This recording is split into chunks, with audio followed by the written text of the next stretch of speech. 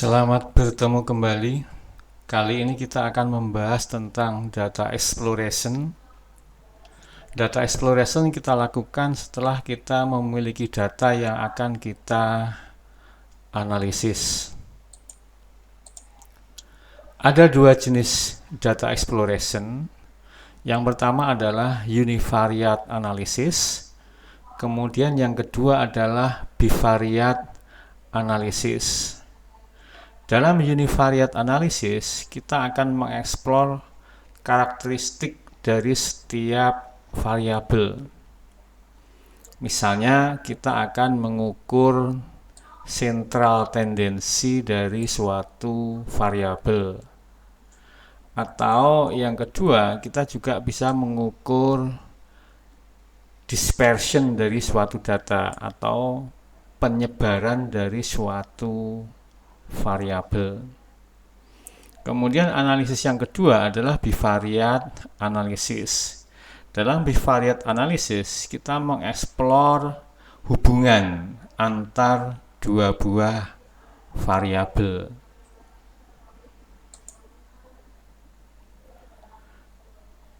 Dalam kuliah ini akan ada dua buah tool yang kita gunakan untuk melakukan univariate maupun bivariate analysis. Yang pertama adalah kita akan menggunakan descriptive statistik. Kemudian yang kedua, kita akan menggunakan teknik visualisasi.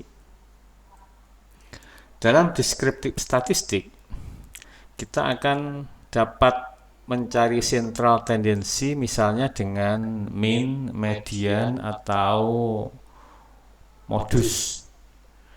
Kalau kita akan mengukur variasi, kita akan menggunakan varian maupun standar deviasi. Baik, kita akan lihat satu persatu tentang deskriptif statistik untuk mengukur central tendensi dari suatu atribut. Central tendensi dapat dinyatakan dengan mengukur nilai rata-rata atau mean, kemudian juga nilai median, dan satunya lagi nanti kita menggunakan nilai modus. Nah, ini rumus dari suatu nilai rata-rata. Jadi ini sudah sering kita kenal. Ya, ini adalah X. Ini adalah untuk rata-rata suatu sampel. Sedangkan yang ini rata-rata untuk suatu populasi. Kita juga bisa mengukur yang kita sebut sebagai weighted mean di sini. Jadi dalam weighted mean kita akan menggunakan bobot.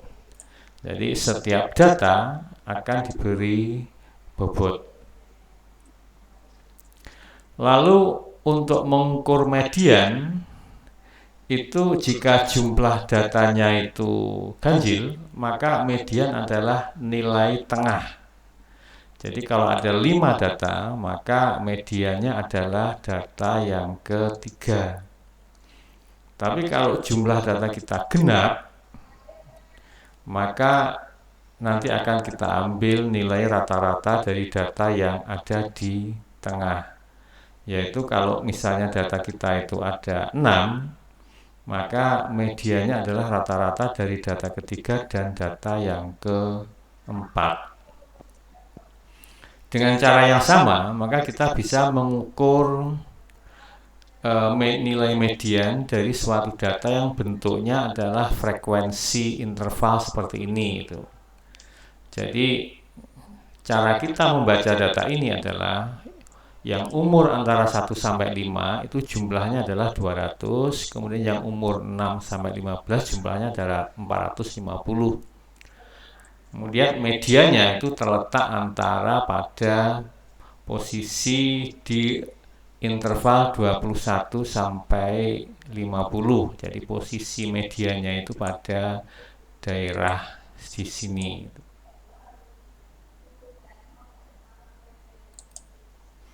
Nah, untuk mengukur central tendency yang ketiga, kita akan dapat menggunakan nilai mode, yaitu nilai mode adalah nilai data yang paling sering muncul. Jadi most frequently value in data. Dan kalau kita mencari nilai mode, ada kemungkinan beberapa nilai yang muncul. Jadi kalau yang muncul itu hanya satu jenis nilai, maka itu kita sebut sebagai unimodal. Kemudian jika nilai yang paling sering muncul itu ada dua, maka itu kita sebut sebagai bimodal. Dan kalau yang muncul tiga, yang paling sering muncul tiga, ada tiga nilai, itu kita sebut sebagai trimodal. Nah, ini ada suatu rumus yang rumus empiris yang menyatakan bahwa nilai min dikurangi nilai mode itu sama dengan 3 kali nilai min dikurangi median. Nah, dengan mengetahui nilai min, median, dan mode, maka kita bisa melihat apakah suatu data kita itu simetrik ataukah skew atau miring. Dan itu bisa kita gambarkan dalam bentuk kurva seperti ini. Jadi kurva yang pertama ini, data kita adalah miring ke kanan ini. Jadi ini miring ke kanan karena yang melandai itu di bagian kanan. Lalu data yang kedua ini miring ke kiri itu, karena yang ekornya itu ada di bagian kiri. Nah, kalau seimbang seperti ini namanya adalah data kita itu distribusinya adalah simetrik, di mana bagian kiri dan kanan itu hampir sama. Nah, salah satu karakteristik dari data distribusi simetrik itu posisi dari nilai min, median, dan mode itu akan menjadi satu di satu titik. Jadi di titik tengah-tengah di sini itu. Jadi ada di sini. Tapi kalau data kita itu miring ke kiri itu, maka nilai min, median itu berada di sebelah kiri dari nilai mode.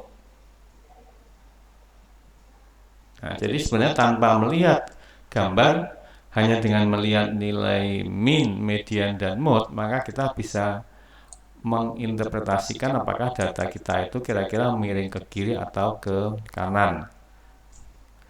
Nah, kalau data kita itu memberikan nilai mode di sebelah kiri dari nilai median dan min, maka data kita itu akan miring ke kanan, jadi positively skew.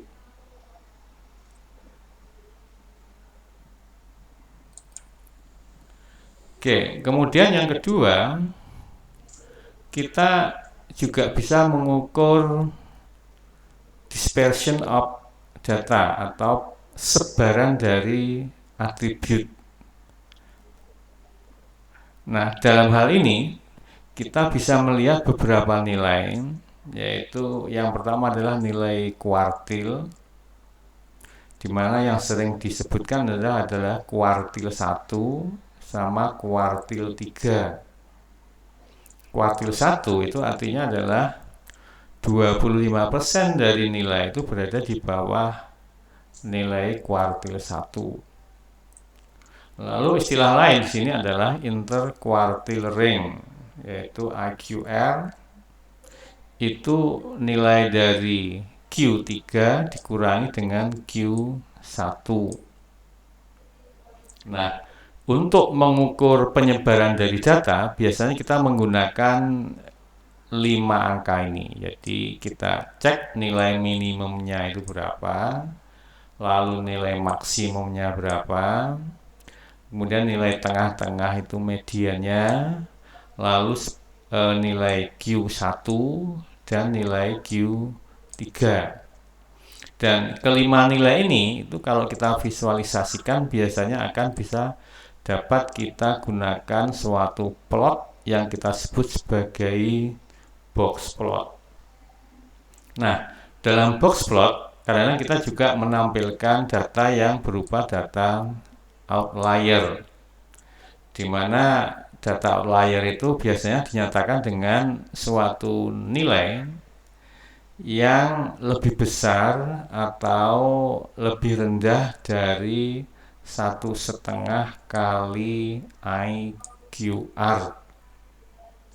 Jadi kalau kita tahu nilai interquartile ring-nya, kemudian nanti itu kita kalikan dengan setengah, maka kalau nilainya itu suatu nilai itu lebih tinggi dari ini, nilai hasil perkalian ini, maka itu bisa kita anggap sebagai suatu outlier dan itu bisa kita gambarkan dalam box plot.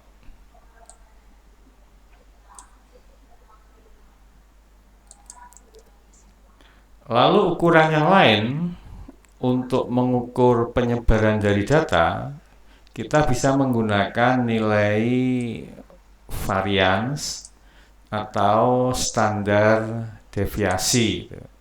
Jadi biasanya varian itu kalau untuk populasi itu simbolnya adalah sigma ini, lalu kalau untuk sampel itu simbolnya adalah S gitu. Jadi kalau varian itu biasanya kuadrat.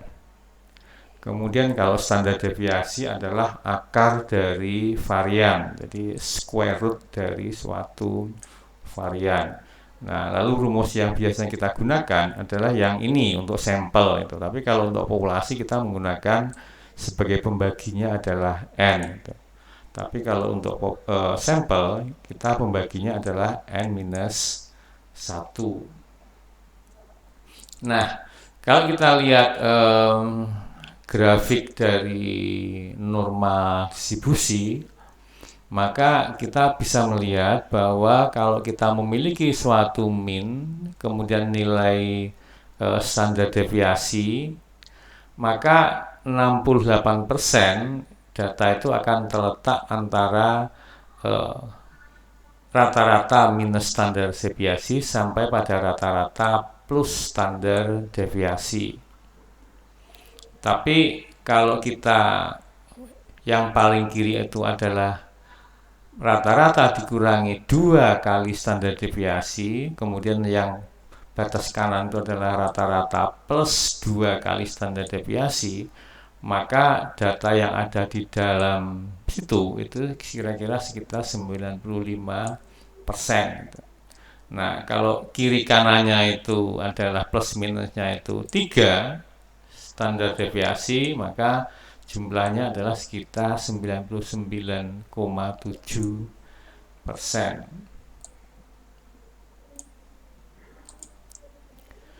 Oke, itu tadi deskriptif statistik yang bisa kita gunakan untuk mengukur sentralitas dari suatu variabel dan juga dispersion atau penyebaran dari suatu variabel.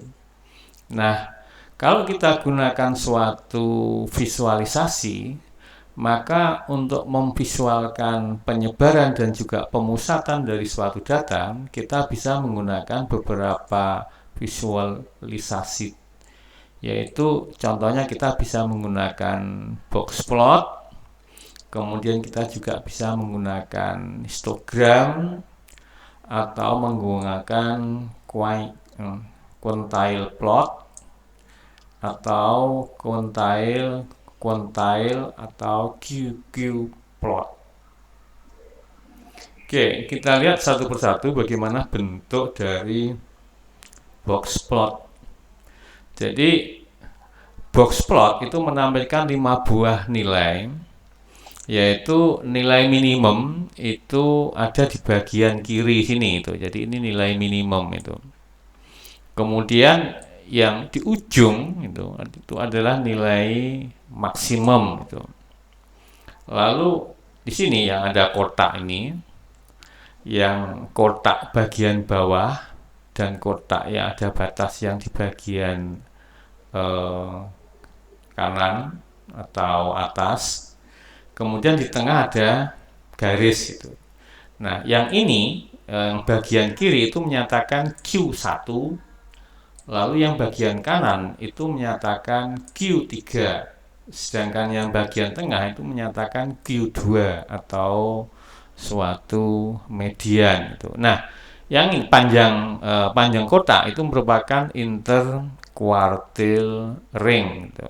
Jadi nanti kalau nilai ini kita kalikan dengan 1,5, maka kalau ada yang nilai yang lebih besar dari itu atau nilai yang lebih kecil dari nilai itu, maka itu bisa kita sebut sebagai suatu outlier itu.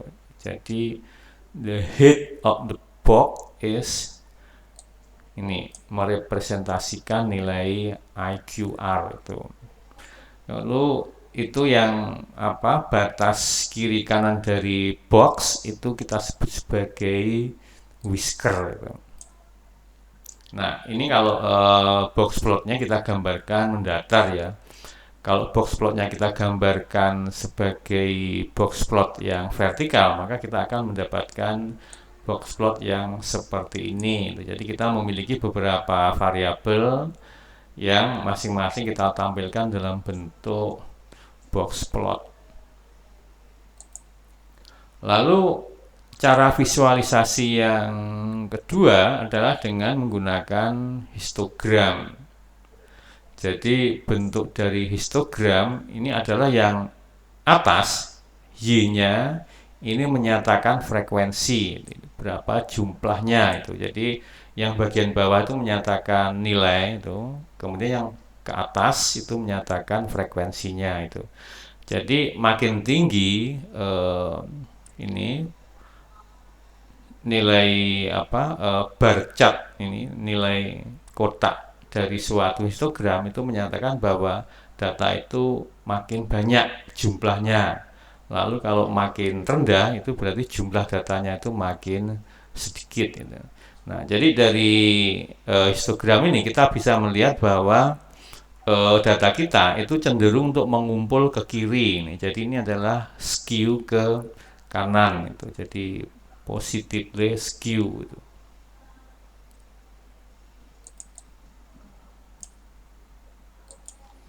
Nah, ini adalah contoh dari quantile plot.